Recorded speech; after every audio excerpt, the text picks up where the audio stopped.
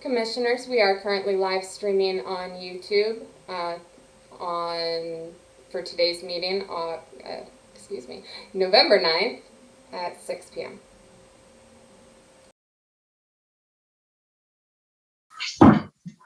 We want to give everyone a little bit more time to show up. I know that Commissioner Peller, gosh, he told me how to say it, now I forgot, is not going to be joining us, but I do think that Commissioner Madigan will be here. I'm here. Oh, there you are. Why can't No, I it's see like everyone? it's like Peller is like caterpillar. Caterpillar. Peller, like, yeah, then she said Peller like propeller, and I was like, I'll definitely remember that. And then I was propeller. like, wait, how do I say propeller normally? I got shy. All right, so we're all here. I guess we can get started, and I'll call the meeting to order at 6:02 on November 9th.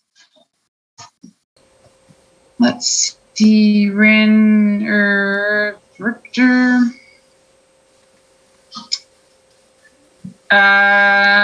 So Caitlin, will you lead us through the roll call? Happy to. Commissioner Madigan. Present. Commissioner Van.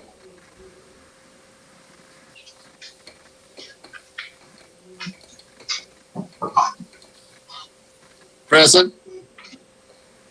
Vice Chair Pallison. Present. And Chair Newman. Present.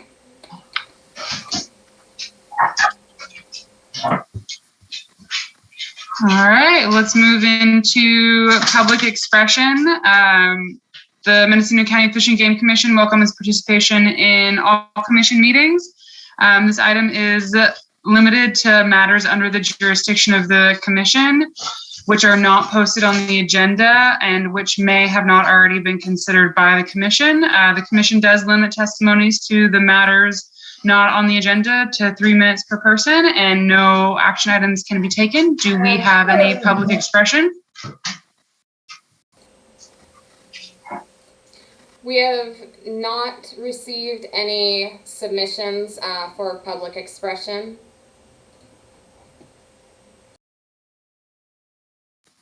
All right, and it doesn't look like we have any attendees to our meeting at this time either, so we'll move on from that one.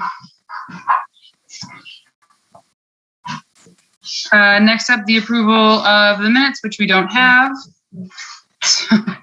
Straightforward on to agenda items. Our first agenda item is a discussion and possible action regarding the adoption of a resolution for the Fish and Game Commission, finding that state and local officials continue to recommend measures to promote social distancing in connection with public meetings. This is brought to us by Vice Chair Paulson. Red Hawk, would you like to take it away? Sure. So there's been a little bit of a change in that. So it was a couple of weeks ago, I received an email about us justifying having the remote meetings via Zoom, and we had to justify it. I forwarded it to Caitlin. Today in the Board of Supervisors meeting, they approved through the county doctor to continue the Zoom meetings for all public meetings until unspecified date. So we don't have to deal with this one today. So that was taken care of by the Board of Supervisors for us earlier today. All right, well, that's easy enough then. Thank you for keeping us on top of that, Red Hawk. We do want to get as much public participation as possible, but we also want to keep our people safe. So I really do appreciate the work that you've done there and making sure that we're up to codes and all that. Next up is my dog howling at me because he only got one dinner. It's my fault. My apologies.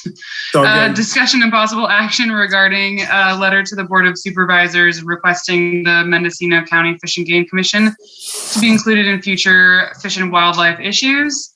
Again, brought to us by Vice Chair Paulson. Let's take that away then.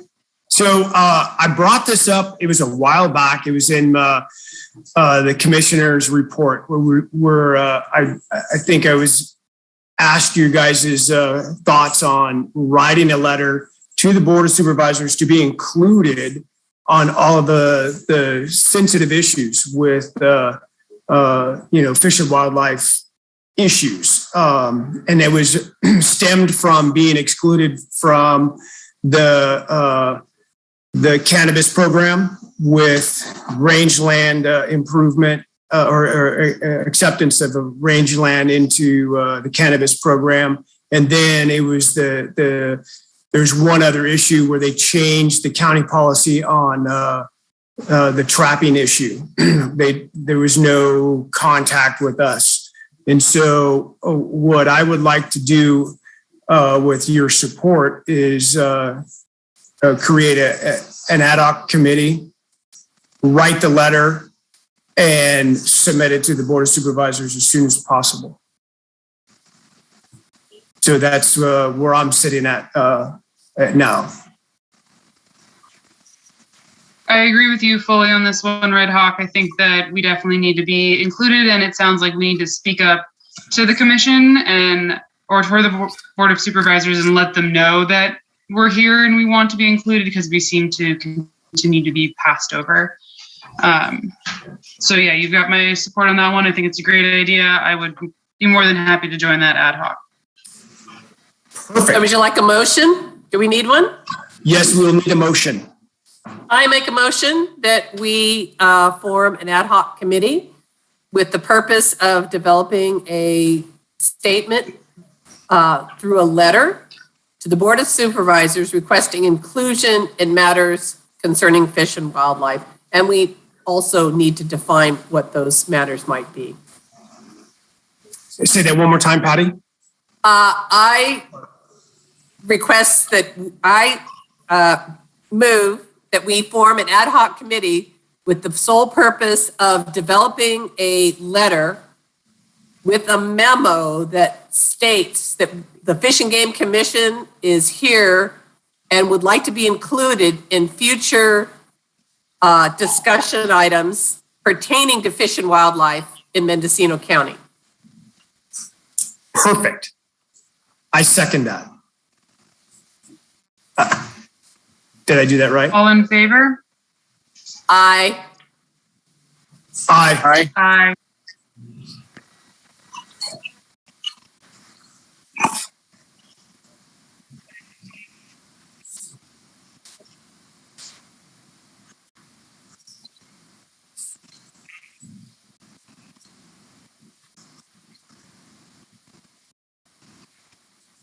You want us to do it in order of our roll call? Okay.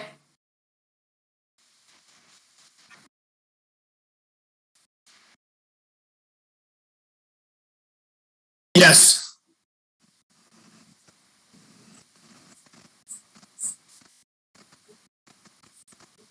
That would be, I'm in favor of it. Yes.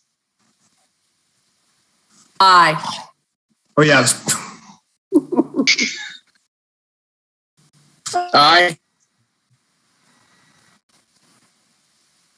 Aye.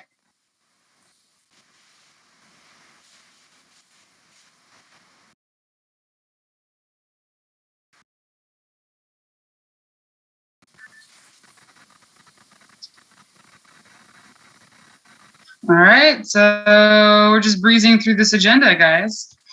Great work. So discussion and possible action. I know, on 4C real now. quick. Yeah. You're muted. In the past, we've had a joint meeting with the Board of Super. Oh, sorry. No, it says I'm good. Yeah. Can you not hear me? No, You're good, Randy. I thought that Red Hawk was talking. So go ahead, Randy. Sorry. That's okay. I know in the past we've had a joint meeting with the Board of Supervisors. I don't know if that's something that we could try to work into their agenda where we met on a one-on-one with them, or if this the COVID restrictions still, don't allow that.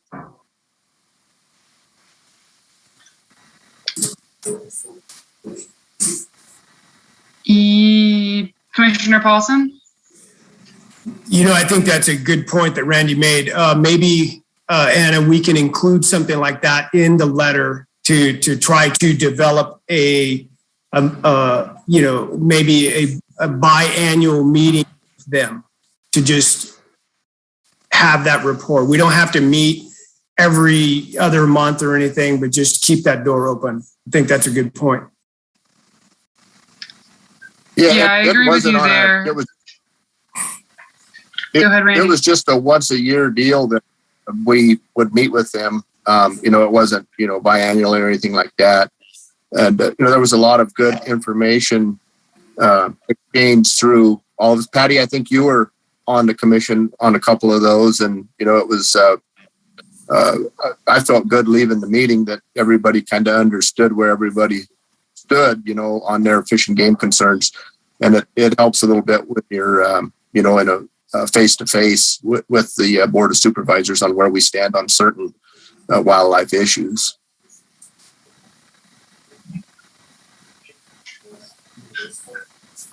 I agree, Randy. I don't think anything negative could come of clear communication and, meeting of us to the commission. I would really recommend everyone reach out to their supervisors and just kind of make sure that those communication lines are open. I was quite surprised. The more I reached out to my supervisor, who's Dan Jurdy, the more he reached out to me in turn, and it's been a very productive relationship. And I was quite happy and relieved that he also wanted to communicate about fish and wildlife matters. Not that I expected anything less of him, but it was a positive experience that I'm, having with my supervisor, I guess is what I'm saying. So I do encourage all of you to reach out to them. They're there for us. They want to know what we think. They do understand that the commission is here and we're becoming more active. Any more questions or comments on 4B? Yeah, I'd like to volunteer to help Red Hawk with the letter. And so I guess you could put me on that committee if that's all right with everybody. Sounds good. Red Hawk? Okay, so I think we're limited to 2 people on the ad hoc committee. So I would like to participate in it. So Anna, I think you wanted to do it too. So you guys need to figure out. I'm good with either one of you guys to help me out. Well, I just volunteer to review anything that you want to send out, and I'm happy to not be on the ad hoc committee, but if you want to route it through me, I'm happy to give my response, my best effort anyway. Sounds great. I think as the commission in general, we would like to just bring it back to everyone before we send it to the Board of Supervisors, just so, Commissioner Paulson and I wouldn't be sending anything that hasn't been approved to the entire commission. But thanks, Patty. It's always. I'm gone next week, but if you could get something to me before then or before Thanksgiving, at least I can respond. All right. Sounds like a plan. Commissioner Paulson and I will start working on that. If I may interject, Commissioner Madigan, if the documentation is shared with you prior to it being brought back to the entire board, that would be a violation of the Brown Act. Okay, well, then it can come back to I can look at it after the. Anyway, okay, cool. Yeah, if you need me, fine. If you don't, fine. Thank you, Patty. It's very, very helpful of you. And thanks, Caitlin, for making sure that we're keeping ourselves all straight here. All right, so moving on to 4C, which is discussion and possible action regarding the request for proposals for animal care services on wildlife exclusionary services. This was brought to us by Commissioner Peller. Should we move this forward on to our next meeting since she's unable to attend this month? All right, I'm seeing some general nods of the head, and since it doesn't sound like anyone is prepared to talk on it, Commissioner Paulson? I agree. We should move it to our next meeting agenda. All right, sounds good. So moving on to 4D, discussion regarding drought recovery resources. Commissioner Madigan, this one's you. I'm going to let you take the floor. Okay, so I conferred with one of my coworkers about drought resources that are available in Mendocino County right now. And I think that, drought is definitely a fish and wildlife issue. Some projects may seem more like they're drinking water or infrastructure, but I think that there is definitely opportunities and room for communities and individuals to propose projects. So let me just can I give you like a 2-minute synopsis of what's available? Yeah, that'd be great. Okay. So the Ukiah Valley Basin Groundwater Sustainability Agency is in the process of reviewing comments on the groundwater sustainability plan. The plan includes project management actions to enhance groundwater storage as well as maintain surface flows. That's sort of an ongoing effort. Future storage for Lake Mendocino and Russian River flows are in question due to the fact that an equipment failure has shut down PG&E's Potter Valley power plant indefinitely, and it's unclear if it will ever start again. Under normal conditions, PG&E would be able to divert up to 270 to 275 cubic feet per second through the project and into Lake Mendocino. With the powerhouse down, PG&E cannot physically divert water at the rate, and the minimum winter diversion is expected to be only 45 cubic feet per second, although PG&E is asserting their right and obligations to divert additional water. Multiple entities in Mendocino County, including the RCD where I work, are going to be applying for drought funding from the state for projects ranging from upgrading water treatment and distribution of equipment for off-stream storage and rainwater catchment. And we've been working with LACO and the county to present a drought funding workshop to assist local entities with applying for state drought funding. So the state drought funds, it's kind of complicated in terms of what projects qualify and the minimum required for applying for those funds. But where I work, the RCD and my coworkers were happy to be a resource for anybody inquiring about their project or what they're interested in applying for. And over the summer, we at the RCD, we helped put on 2 drought bucket giveaways in coordination with the county, Russian River Flood Control District, and the Sonoma Water Agency. All told, we gave away 1,000 buckets of water conservation supplies, including, low flow shower heads, faucet aerators, and hose shutoff nozzles, shower timers, and information sheets to both individuals and tribes. So I have a list of different resources. If anybody is interested, I can send them to Caitlin, and then she can send them out to the group. So that's my little report basically on what's available in Mendocino County and the state for drought relief. There are programs that assist with drinking water, as well as large infrastructure, as well as fish and wildlife habitat improvement projects. There's a lot of money coming from the state for fish and wildlife and drought resilience, climate resilience. So hopefully if anybody's got a problem or a project that they can reach out either to the county or the Resource Conservation District or, one of their local community partners to speak up about their needs, because Mendocino County has a lot. The town of Mendocino ran out of water, there've been a lot of hardships. Redwood Valley is in a world of hurt. It's serious. And even though we've had a great water year so far, it doesn't mean it's going to hold out. And it doesn't mean that we're going to revert right back next year to drought conditions. So it's trending towards lower rainfall year after year after year. And through the last, say, 8 years, we had 2 years where we had sufficient rainfall and 6 years where we had insufficient rainfall. So, any questions? That's just my kind of, the good part is there's lots of resources. The bad part is that the drought could be assuaged by more rain, but it's not going to be a permanent solution.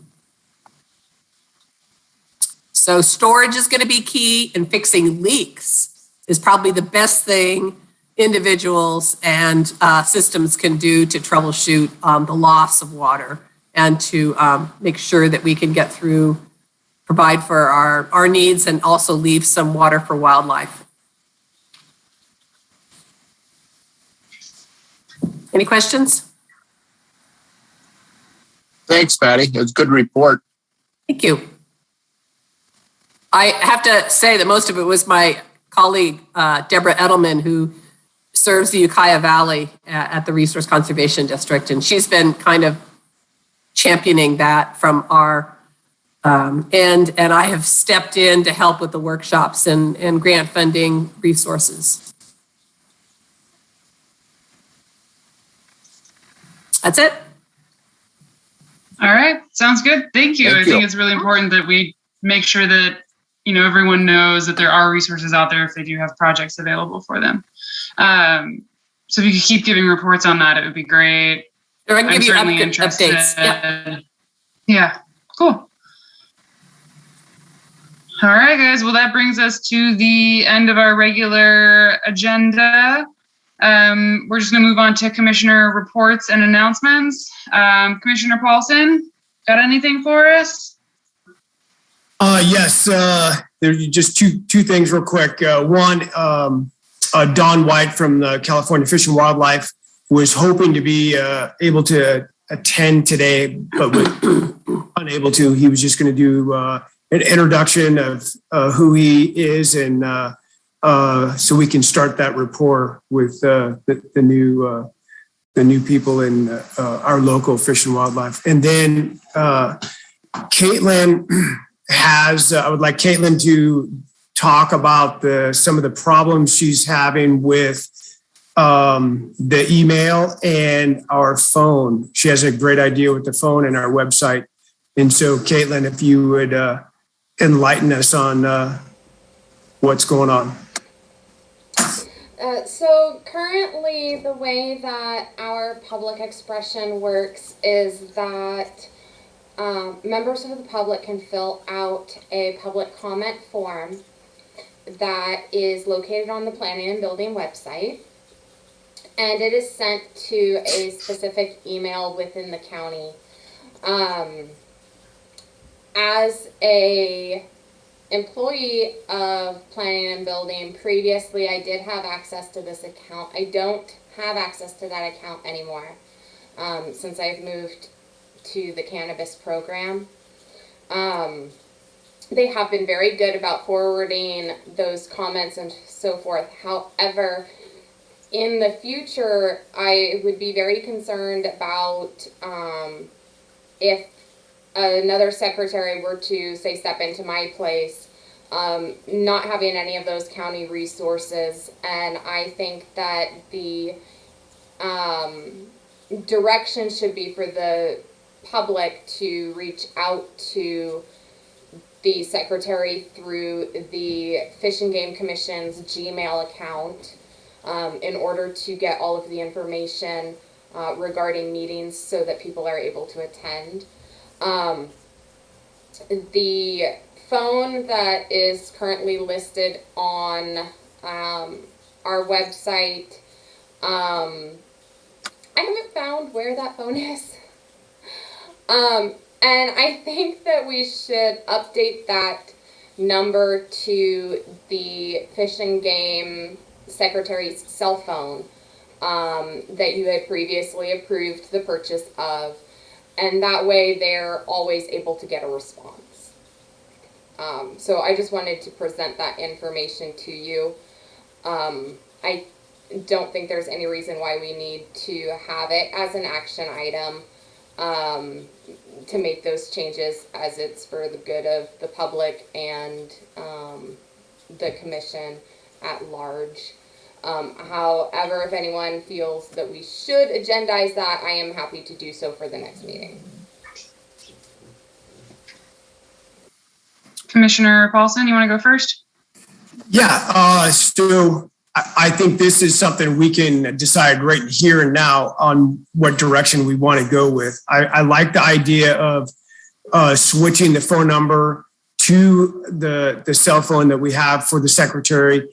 It kind of justifies why we have that phone. And then for the email, so we got the laptop for the secretary and the phone for the secretary. And so I like Caitlin's thoughts of like looking down the road. If we have somebody that is not that county employee, we need to make it easy as possible for them to access what is needed, and then also make it easy as possible for the public to access the secretary. So I'm in favor of making that happen. Those two items make it happen. Yeah, I agree with you there. I do think we need to be as easy to access as possible in a time where access is very simple, but also complicated with COVID because we can't just come to meetings anymore. So we're more connected than we've ever been, but also it makes it sometimes hard to actually connect if, especially commissions like ourselves that are smaller have a hard time with those resources. So it would be great if we could switch over the cell phone number on the website to that, the cell phone number that we're using for the phone. And then I think in general, I would like to have a conversation, and perhaps this would be a larger one, and an action item where we update the county website with Fish and Game Commission information. I haven't been on that website in a while, but the last time I checked, it was a bit dated and clunky. And perhaps it doesn't have to be an ad hoc committee right now or in the coming weeks, but just something on the horizon of the commission. If there's a way for us to become more streamlined and a little bit more user-friendly as we are putting ourselves out there to the Board of Supervisors, we do want to make sure that we are getting any public comment in an easy-to-access form. So yeah, I agree with you on all fronts. Cool. And I think the number that takes a recording over at the building and planning department, I remember one of our past secretaries sometimes would bring a printout of the different phone calls and concerns, on spreadsheet for us to take a look at, but I haven't seen that in quite some time. Yeah, I'm curious if we could do something like a Google form that would send, and this would also be I'm not sure that we would violate the Brown Act, but I would want to look into it, that would send you fill out the form with your comment, and then it would, send right into the Gmail email, and then be like a fairly easy to track, easy to fill out process. I'm sure there are ways that we can streamline public comment with a little bit of brainstorming.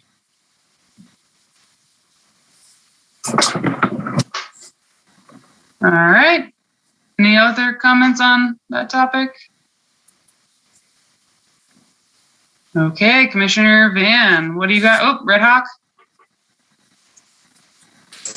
Sorry for the delayed hand there. So just to make it clear, so we've given Caitlin permission to change the phone number on the website, and then we're going to hold off on changing the email.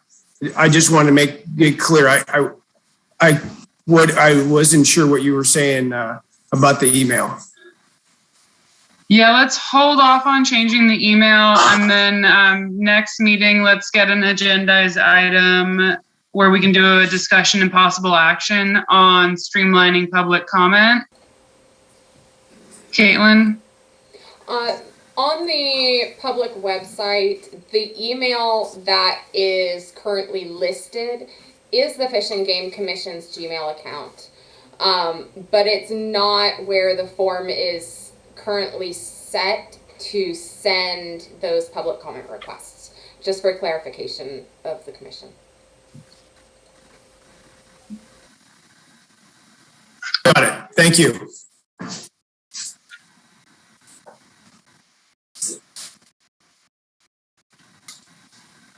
All right, Randy, what do you got for us?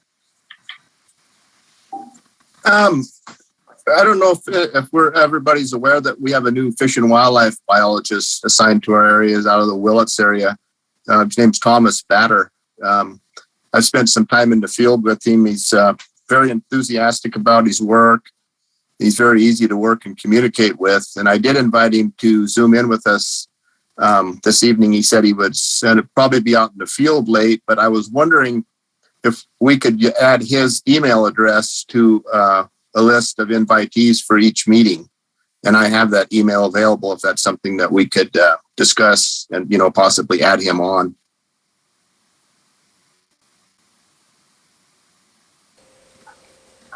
Yeah, sounds good to me. Okay, what I can do, I guess I can just put an email with his contact information and send it to the secretary, and maybe she can add him to, our chain of emails for the invite to the meetings. Commissioners, I actually already have his contact information. Commissioner Pellar had provided it to me. And we can add him to our next meeting to have him introduce himself. I will agendize that item, so long as he's able to make it, of course. Typically, with the webinar function, anyone who wishes to join would be joining as an attendee. They would not automatically be able to speak, so they would need to submit a form to comment on an item, or have that prearranged and on the agenda if they had, additional information to provide to the commission. But they can absolutely be added to a distribution list, and they can be sent the general attendee link. There's also a function in the webinar feature through Zoom that allows attendees to also raise their hand, like Commissioner Madigan is doing at the moment. And then the host, who is currently me, would be able to allow them into the meeting.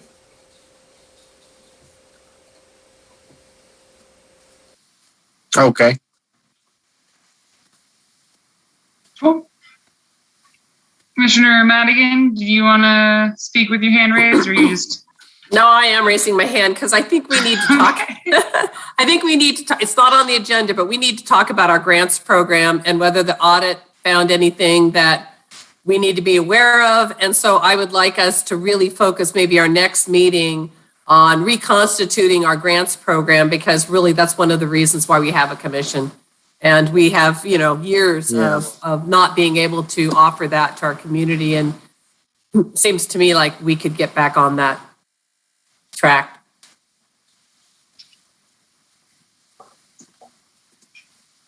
Sounds good. So we'll agendize a summary and update of the audit and a potential revamping of our grants program for next meeting. I do agree with you, Patty, though. I think if we have the potential to, we definitely need to start our grants program again. Commissioner Paulson, your hand is raised next. Yes, the last report I had is the audit was still ongoing. I have not heard any results yet. So I will look into that in more depth before the next meeting. Thank you. Awesome. Thank you. Randy, any other items on your list? No, that was it. Thank you. All right, Commissioner Madigan, last but not least. I said my piece. I don't know. I look forward to getting back to regular meetings so we can meet in person. We can actually have people from the community speak. It seems like, maybe that can happen in the spring. Let's hope that the county decides that we can do that. Lots of rain and in-person spring meetings. Put it on your rain dance lists, everyone. All right. Not much on my plate for commission items. On a personal item, I was hired to be the harbor master for Noyo Harbor, so I took on that role about 2 months ago. It is a bit different than commercial fishing in that I now have an office and I sit in a chair a lot, which is unusual. Careful, it's the new smoking. But I know. I was thinking about standing desks today because I'm standing right now. I couldn't do another meeting sitting. So I'm just excited to wrap in the commission with items that are happening in the harbor. On a surface level, the Harbor Commission did hire SHN, which is a contracting and engineering firm, to help them with a community sustainability plan that they brought forward a couple of years ago. They asked the community what they liked to see the Harbor District do, and there was a whole slew, 9 projects that were presented through the community, and the harbor is moving forward on getting those. Some of those would be kind of very large projects, a whole mooring basin reconfiguration, and then the addition of a fuel dock. So rebuilding all of the docks to concrete instead of wood, which is going to make us a lot safer when tsunamis occur or large wave events. And then fuel docks, we don't have any way for our vessels to safely fuel, or if they do have a spill when they're fueling, right now there's no containment. So trying to figure out ways that the basin can help create that safe space so any accidents or boo-boos are handleable and not just a disaster in the river. And then there's easier projects, fishermen's farmers markets, fillet fish stations, things like that. But I'll try my best to relay what's happening with the harbor into commission matters when it applies. And if anyone has any questions about that, I'm always open to it. For more fish and wildlife based items, sport crab opened. So there's been a pretty big influx of sport crabbers on the coast. I don't think it's going to be a huge crab year. Like the past years have been pretty slow. I think it's going to be the same this year, but it's always good to have any season open on a timely fashion. So that's where we are with Dungeness. But yeah. Those are my reports. Any additional items people want to bring up before we adjourn?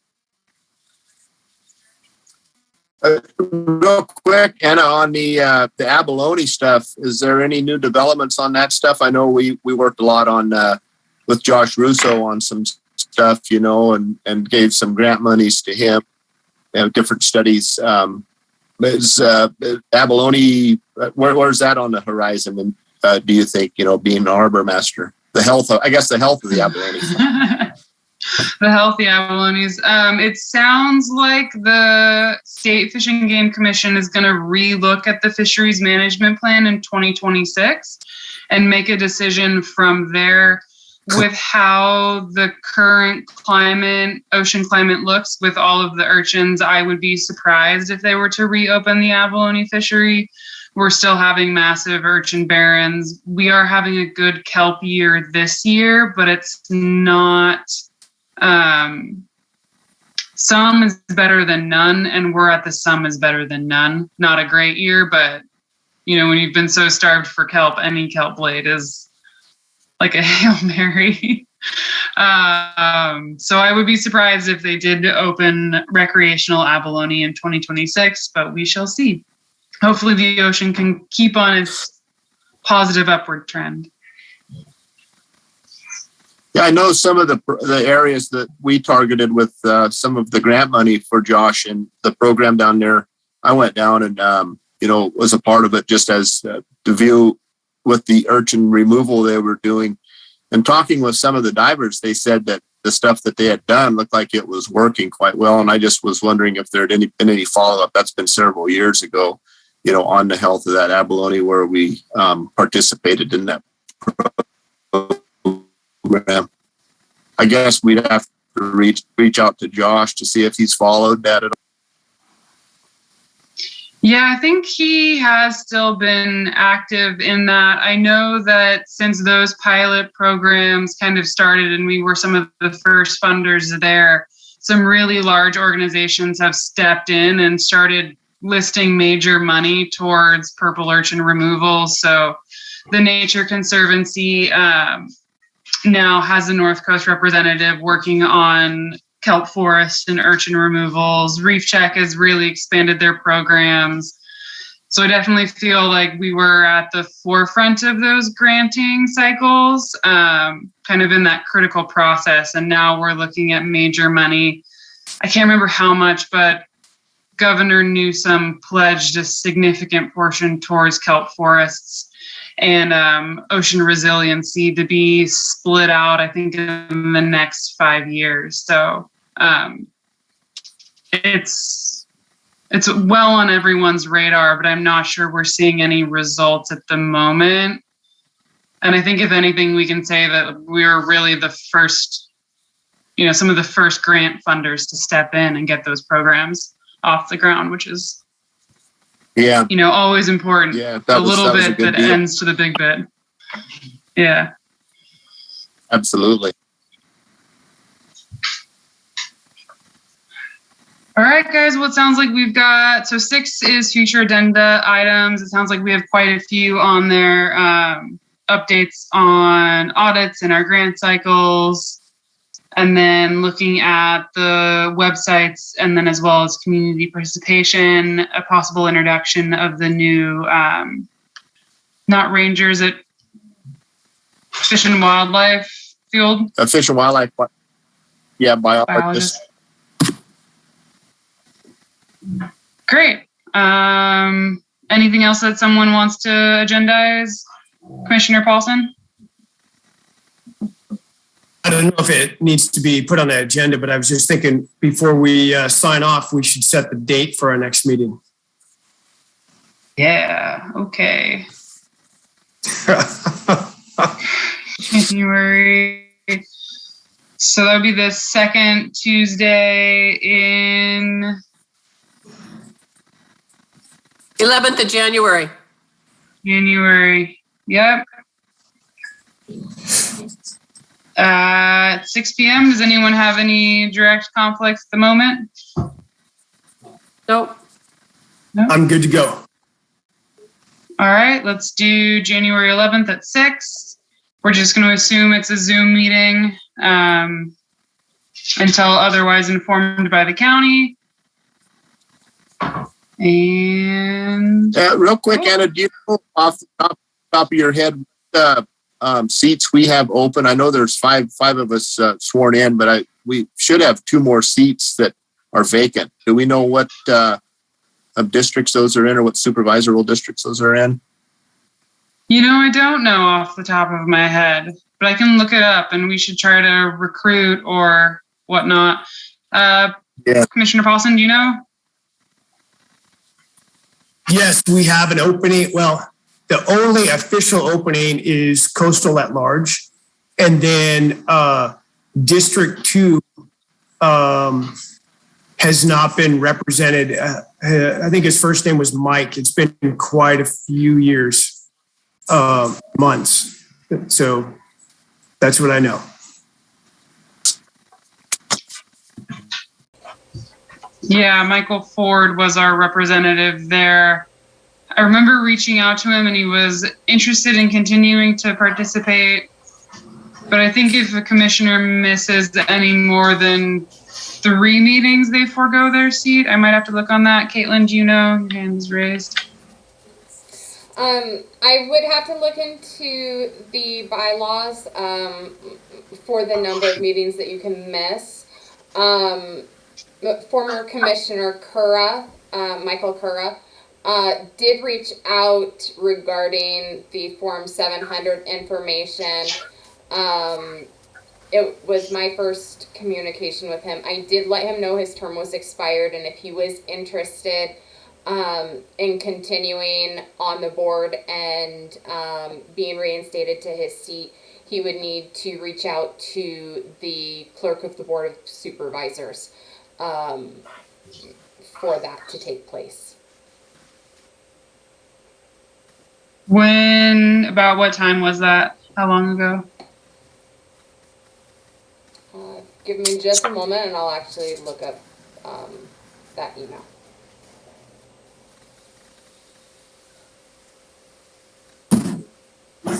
I did talk to Mike briefly, missing truck that the county was trying to track down, our fisheries truck that we used to plant trout. I don't know if that was ever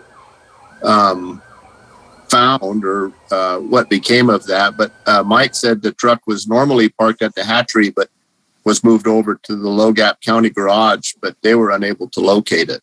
So I don't know what the outcome was on that. Yeah, we've been unable thus far to locate that truck. As far as Commissioner Cura, my email letting him know about his expiration from January of 2021 was sent on October 27th. I believe it had actually come in from him while I was in the hospital for my surgery. So it did take me a little while to respond to him. Yeah, of course. All right, well, hopefully maybe we'll hear something from Commissioner Cura or the Board of Supervisors. To be continued and determined, but we know we at least have one opening if anyone is watching and interested. All right, guys. Thank you so much for coming out. Is everyone ready to adjourn the meeting? I so move. All right. I second. Second. Do I have to make a motion to adjourn? I think so. Okay. All in favor of adjournment? Aye. Aye. All right. We've adjourned. Thanks, everyone. Nice to see you. 6:49. Thank you, Caitlin. Good job. All right. Yes, thank you so much, Caitlin. Okay. We're happy you're out of the hospital and on the mend. Yes.